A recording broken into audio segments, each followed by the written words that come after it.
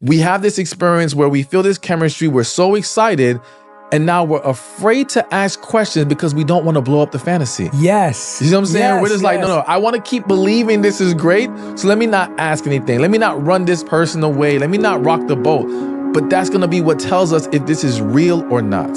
Yes, I think you've hit on something there. We're so scared of losing someone that we're okay with not asking important questions and discovering important truths that actually define whether this relationship's going to last. Absolutely. And that is ultimately, going back to your point earlier, that is ultimately you not being yourself, right? You're losing yourself, scared that you're going to lose the other person, so you're okay with not being yourself.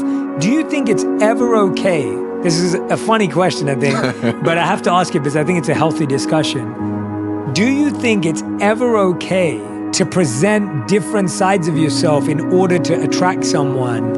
Or do you think that you're ultimately setting yourself up for failure in a relationship? Almost like, I think a lot of people, they may not become someone completely different, but I think a lot of people are like, oh, I'm gonna show my smart side because it will attract this person, or I'm gonna show my this side because they'll like that.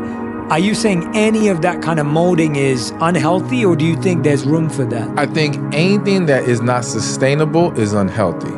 So look at it as if I'm a man and I'm meeting this woman and I want to impress her. So I'm like, okay, I'm going to try to spend all my money, take her to a nice 5-star restaurant, all these things. But deep inside, I prefer a more simple lifestyle.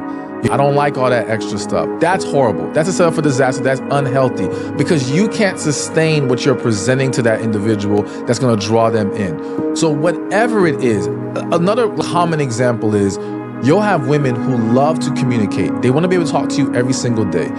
But because they're afraid of coming off a certain kind of way, they'll hold back on their communication. So now they'll make it seem like they're okay with talking every now and then. We don't always have to text. And then this guy falls for that.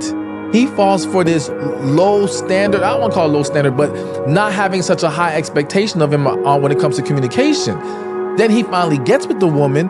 Her true self is going to come out at some point. No one can suppress their true self forever.